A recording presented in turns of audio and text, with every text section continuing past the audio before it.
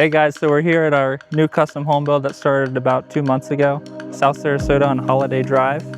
Right now we're in the block stage, so we're about halfway complete doing the first floor block.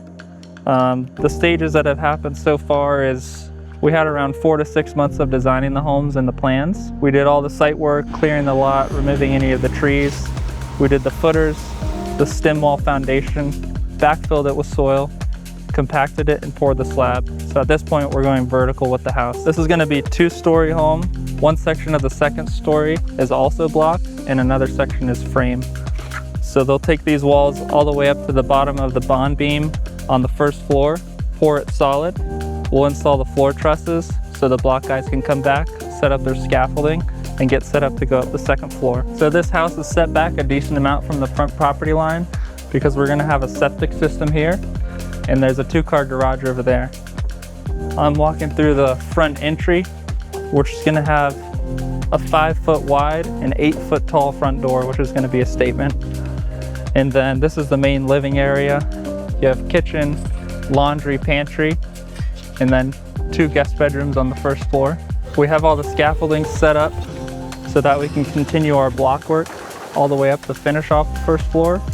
We're going to go to the bottom of the bond beam, which is a poured concrete beam on the top of the walls on the first floor, and then we'll install the floor trusses, set up our scaffolding on top of the floor system, and block the second floor. Before pouring the slab, we do all of our underground utility work. So you'll see throughout the house we have our plumbing piping for water supply and drains stubbed up.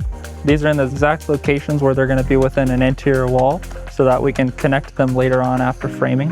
Some really important information as we're working through the block stage is our required masonry openings for all the exterior openings, windows and doors. And importance in ordering our windows and doors early is that we get the exact measurements that those opening needs to be. We'll give this document to our block guys, which account for each opening for each window and door, and accounting for any bucking, say a 2x or a 1x piece of wood around the window opening so that the window or door attaches into it. So we'll give this masonry opening sheet, and they'll work off of this to create the openings all around the house for all the windows, doors, and sliders. You'll see around at each opening, once the slab's poured before the block starts, we'll have the masonry openings marked. So this is 76 by 60, and the height of the sill, which is the bottom of the window. So that opening accounts for whenever our framers come or before the windows get installed, we'll apply either a 1x or 2x piece of lumber around the frame of the window to screw into the structure. So the block masons are here now. We have the block stage throughout the building so that it's easy to access as they're putting it up. They're going to continue stacking this until we reach the bottom of the first tie beam, which is at an elevation of 10 feet. So right now we're about 5, almost 6 feet above the floor elevation, and we're going to around 10. So they'll need to set up the scaffolding to be able to access that and keep building up until we're ready to pour the tie beam. As we're walking through the house, I'm just going to point out a couple details that are important in the block stage. At this stage, you'll also see a bunch of inspection holes left open in the block walls, which is where the rebar is continuous from the foundation all the way up to the tie beam.